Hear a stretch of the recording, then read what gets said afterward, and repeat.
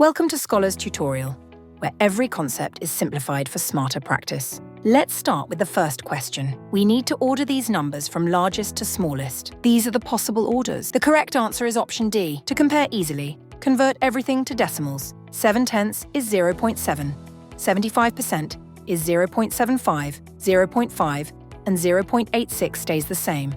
The largest number is 0.86. Now let's compare these with 0.86. The order from largest to smallest is 0.86, then 0.75, then 0.7, and finally 0.5. Now let's look at the second question. We need to order these numbers from smallest to largest. These options show different possible orders. The correct answer is option A. We again convert everything to decimals. 3/5 is 0.6, 2/5 is 0.4, 0.22, and 0.7 stays the same. The smallest number is 0.22.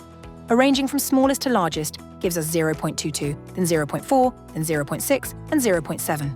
So the correct order is 0.22, 2/5, 3/5, and 0.7. With Scholar's Tutorial, comparing numbers becomes simple and clear. Keep practicing and master every comparison with confidence. Ace your academics with Shruti.ai. It's free.